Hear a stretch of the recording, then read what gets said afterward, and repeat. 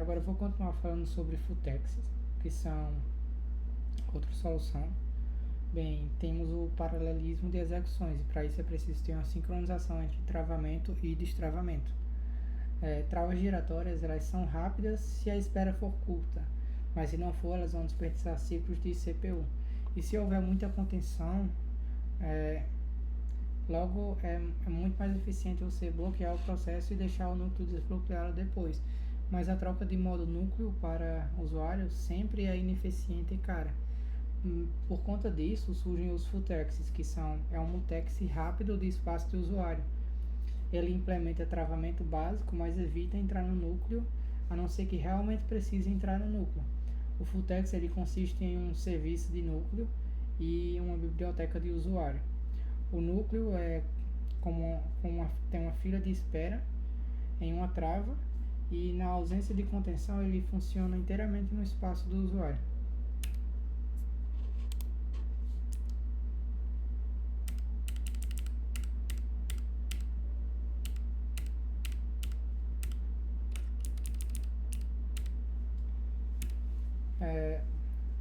Continuando, temos as pthreads, que elas proporcionam uma série de funções que podem ser usadas para sincronizar os threads. Os mutex eles podem ser criados e destruídos, e mutex eles podem ser travados com o comando pthread mutex block, que tenta adquirir a trava e é bloqueado se o mutex já estiver travado. Aqui são algumas chamadas de pthreads relacionadas aos mutex, que é o init, que é para criar um mutex, tem o destroy, que é para que destrói um mutex existente, o lock ele trava um mutex, e o try lock ele obtém uma trava ou uma falha, e o unlock ele libera o mutex. Além dos mutex, pthreads eles oferecem um segundo mecanismo de sincronização, que são as variáveis de condições. Essas variáveis elas permitem que threads sejam bloqueadas devido a alguma condição não estar sendo atendida. As variáveis de condições e mutex quase sempre são usados juntos, e o padrão é um thread travar um mutex e então esperar em uma variável condicional quando ele não consegue o que precisa. Por fim, outro thread vai sinalizá-lo e ele pode continuar. Também há a questão do cenário produtor-consumidor, que é um thread ele coloca as coisas em um buffet e outro thread tira. O produtor ele é bloqueado caso não tenha posições livres no buffet e precisa ser acordado depois caso tenha posições livres. E variáveis e condições ajudam com isso, a saber quando o produtor ele pode acordar para colocar mais coisas no buffet caso ele esteja cheio. Aqui são algumas chamadas de pthreads relacionadas com variáveis de condições, que é o pthread cond init, que ele cria uma variável de condição. Tem o destroy, que ele destrói uma variável de condição. O wait, que é bloqueado esperando por um sinal, por exemplo, um sinal de acordar ou dormir. Tem o signal, que ele sinaliza para outro thread, e o desperta, que é o caso de um thread comunicar ao outro que ele pode voltar a executar. E tem o broadcast, que ele sinaliza para múltiplos threads e desperta todos eles, fazendo com que todos eles tentem executar novamente.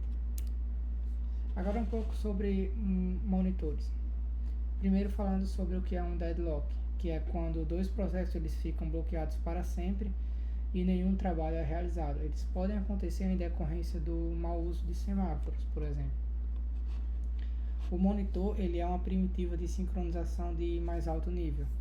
Ele é uma coleção de rotinas, variáveis e estrutura de dados que são reunidas em um tipo especial de módulo ou pacote. Os processos ele podem chamar as rotinas de monitor, mas não acessam as estruturas de dados internas deles. Eles meio que manipulam os monitores através das rotinas. Apenas um processo pode estar ativo em um monitor em qualquer dado instante, e isso garante a exclusão mútua. As primeiras instruções que é feita a um monitor conferem se o monitor está em uso quando um processo chama, e se estiver fazendo algo, o thread ele vai esperar liberar. Na entrada do monitor, o compilador ele realiza a exclusão mútua usando um mutex ou um semáforo para isso. Como o compilador quem cuida disso tem menos chance das coisas darem errado quando se usa monitores.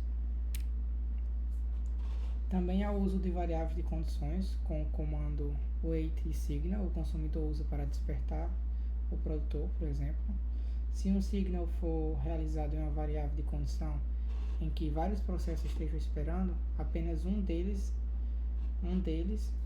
determinado pelo escalador do sistema será revivido, ou seja, ocorre um signal que notifica processos.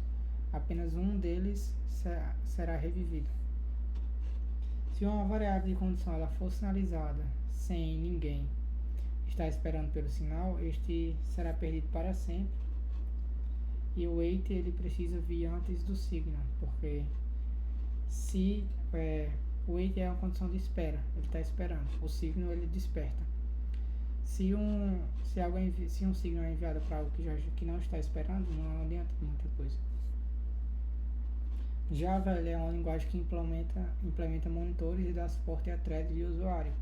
O Java ele garante que uma thread depois que uma thread tenha começado a executar um método, não seja permitido nenhum outro método executar qualquer outro método synchronized daquele objeto. Sem o synchronized, não há garantia sobre a intercalação de execuções. Com os monitores você precisa de uma linguagem que os tenha incorporado, que o compilador saiba lidar, porque é o compilador quem lida direto com os monitores e ajuda a evitar condições de corrida ali. Os monitores, semáforos, não permitem a troca de informações entre máquinas. Então, algo mais é necessário para isso. Quando se tem processos executando em máquinas diferentes, precisa de outra solução para isso. Agora eu vou falar um pouco sobre troca de mensagem. Esse algo a mais que precisa quando há processos executando em máquinas diferentes é o chamado troca de mensagem. As trocas de mensagem elas usam send e um receive, que são chamadas de sistema para comunicação entre processos.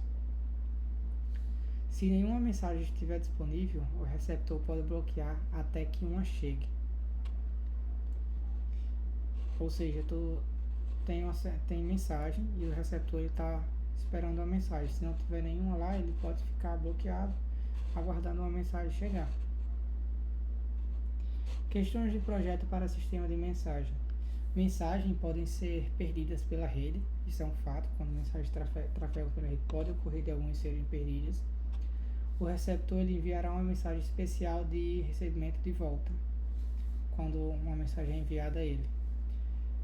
Se o emissor não estiver recebido a confirmação de recebimento em dado intervalo, ele retransmite a mensagem. Se o receptor receber uma mensagem trazendo o mesmo número de sequência que a anterior, ele saberá que a mensagem é uma cópia e pode ignorar essa mensagem. A autenticação também é uma questão nos sistemas de mensagem. Como o cliente pode saber se está se comunicando com o servidor de tempo real e não com um impostor. Esse exemplo de troca de mensagens aqui faz lembrar um pouco do RabbitMQ, que ele é um broker de mensagem, onde uma aplicação consegue publicar algo e outra aplicação consegue ler algo de uma fila de mensagens. E também tem comandos para essa confirmação de recebimento. Basicamente, um produtor ele publica uma mensagem que passa por uma fila e tem um consumidor que está lendo essa mensagem, e quando o consumidor lê essa mensagem, ele dispara um comando ACK, que significa que ele recebeu a mensagem e está processando essa mensagem. Troca de mensagem. O problema produtor-consumidor com a troca de mensagem. Meio que usar uma nova estrutura de dados chamadas caixa postal. Quando caixas postais são usadas, os parâmetros de endereços são chamados de send e receive. Send para enviar uma mensagem e receive para receber essa mensagem. Quando um processo ele tenta enviar para uma caixa postal e ela está cheia, esse processo ele é suspenso até que uma mensagem seja removida da caixa postal e tenha espaço para ele enviar novamente. Há caixas postais de tamanho conhecido para o produtor e consumidor separadamente. há uma troca de mensagens entre produtor e consumidor, onde o produtor pode colocar mensagens na caixa postal do consumidor. Agora um pouco sobre barreira. Ele é o último mecanismo de sincronização dirigido a um grupo de processos. Ou seja, tu precisa de um grupo de processos e tu pode usar uma barreira para que eles executem juntos. Algumas aplicações são divididas em fases e um processo não deve seguir para a fase seguinte até que todos os processos estejam prontos para isso. Para não permitir que o processo siga para a fase seguinte, a gente pode usar barreiras. As barreiras, elas permitem que os processos sincronizem. Na imagem 2.37 tem um exemplo de uso de barreira, que está aqui o processo A, o B, o C e o D estão todos em um tempo de execução. Aqui na B tem que A e B chegaram na barreira, D também chegou, o C ele ainda não chegou. Como o C ainda não chegou, os processos não conseguem passar da barreira. Quando o C chegou, todos eles conseguem passar da barreira. É para isso que servem as barreiras. Agora um pouco sobre como evitar travas. Leitura, cópia e atualização. As travas mais rápidas não são travas de maneira alguma. Geralmente a resposta para evitar travas é não evitar. Em alguns casos, no entanto, podemos permitir que um escritor atualize uma estrutura de dados, mesmo que os outros processos ainda estejam usando. O truque é assegurar que cada leitor leia a versão anterior dos dados ou a nova, mas não alguma combinação esquisita da anterior e da nova. A RCU determina cuidadosamente o tempo máximo que um leitor pode armazenar uma referência para a estrutura de dados. Após esse período, ele pode recuperar seguramente a memória. Aqui tem um pouco sobre leitura, cópia e atualização. Um exemplo que insere um nó na árvore e então remove um galho, tudo isso sem travar. Tem um nó aqui, a árvore original. Aqui é o exemplo de adicionar um nó.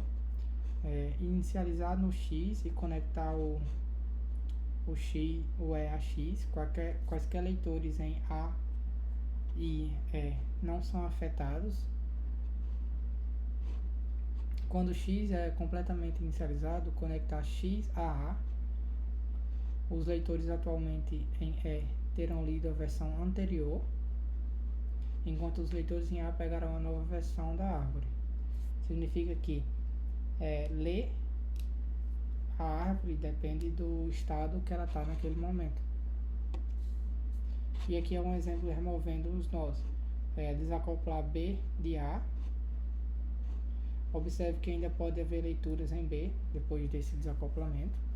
Todos os leitores em B verão a versão velha da árvore, enquanto todos os leitores atualmente em A verão a nova versão da árvore.